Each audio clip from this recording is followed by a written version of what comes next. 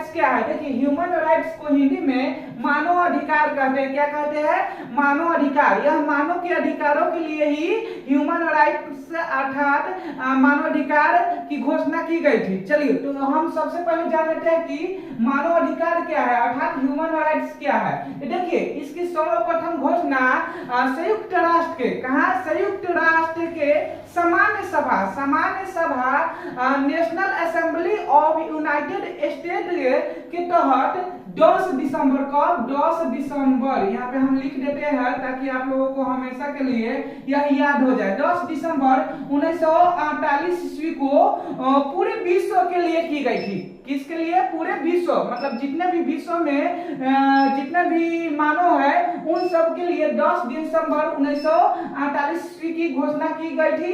और कुछ मानव को ऐसा अधिकार दिया गया था ताकि पूरे विश्व में सभी मानव को मिल सके। तो आप लोग इतना याद रखिएगा कि सर्वप्रथम इसकी घोषणा कहाँ की गई थी? तो कहेंगे संयुक्त राष्ट्र के समान सभा national assembly of United state के तहत 10 दिसंबर 1948 ईस्वी को की गई थी और मानव को कुछ अधिकार दिया गया था। देखिए ह्यूमन राइट्स अर्थात मानव अधिकार को मूल अधिकार भी कहा जाता है। क्या कहा जाता है? मूल अधिकार के नाम से भी हम लोग जानते हैं। मूल अधिकार मतलब अपना अधिकार। समझ रहे हैं आप लोग? चलिए तो आप लोग ये समझ गए कि मानव अधिकार क्या है। जो मानव का अधिकार होता है, जो कुछ स्वतंत्रता होती है, अपना जो हक होता है वही मानव अधिकार कहलाता है, जिसे हम मूल अधिकार भी कहते हैं, मतलब अपना अधिकार। ये जान गए कि 10 दिसंबर 1948 को संयुक्त राष्ट्र के द्वारा इसकी घोषणा की गई थी। चलिए तो इसके बारे में और विस्तार से हम जानने की कोशिश करते हैं। देखिए मानव अधिकार के तहत कौन कौन से हमें अधिकार मिले थे इस पे हम बातचीत कर लेते हैं। देखिए तो प्रथम मिला था स्वतंत्रता का अधिकार। क्या चीज का? स्वतंत्रता का अधिकार।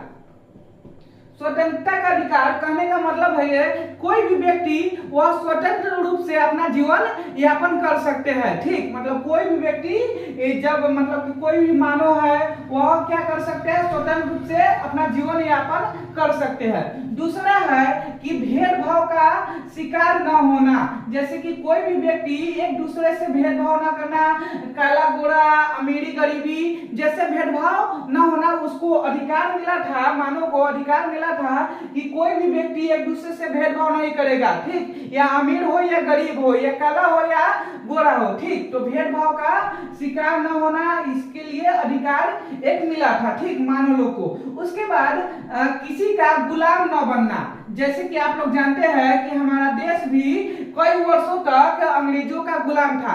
तो उसी के तहत देखते हुए मतलब कि पहले जमाने में पहले कुछ साल पहले कई देश ऐसे थे जो दूसरे देश के गुलाम थे या दूसरे लोगों के गुलाम थे। उसी को देखते हुए बनाया गया था कि गुलाम न होने का अधिकार, गुलाम न होने का अधिकार। ठीक, होने का अधिकार, ताकि हम किसी का भी गुलामी न कर सके। तो हम लोगों को इतना हक है कि हम किसी का गुलामी नहीं कर सकेंगे और न किसी का गुलाम बनेंगे। ठीक, मतलब गुलाम न बनने का अधिकार दिया गया था। तो पहला हम बताया स्वतंत्रता का अधिकार, मतलब कि हम जीवन यापन अच्छे से कर सकते हैं। उसके बाद भेदभाव का न होने का अधिकार, उसके बाद गुलाम न होने का अधिकार। तीसरा है सुरक्षित जीवन यापन करने का अधिकार, मतलब कि हम कोई भी देश में है तो वहाँ पे सुरक्षित जीवन यापन कर सकते हैं, उसका अधिकार दिया गया था। ठीक, और यहाँ पे मतलब कि और बताया गया था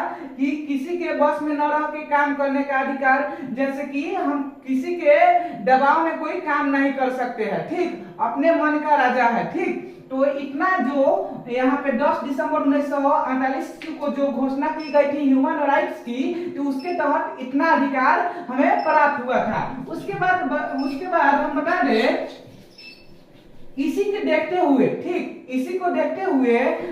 कहते हैं 1993 ईस्वी में भारत सरकार ने भी मानव अधिकार को संरक्षण अर्थात सुरक्षित रखने के लिए भी घोषणा की थी। क्या की थी? 1993 ईस्वी को मानव अधिकार को मतलब कि भारत में भी संरक्षण के लिए घोषणा की थी और इसे 1994 ईस्वी में कब 1994 ईस्वी में इस कानून को पारित किया गया था। किसके अध्यक्षता में? राष्ट्रपति के अध्यक्षता में। और 1994 ईस्वी में पारित किया गया था। तो उसके बाद क्या कहते हैं, 1994 ईस्वी में प्रत्येक राज्य में मानवाधिकार आयोग का गठन किया गया था और प्रत्येक जिला में मानवाधिकार न्यायालय की गठन किया गया था। तो ये था मानवाधिकार से रिलेटिव जितने भी सवाल जवाब। आप लोग इस वीडियो को अच्छे से देखे होंगे तो जरूर समझ में आया होगा। तो आज के लिए इतना ही, फिर मिलेंगे अगले दिन।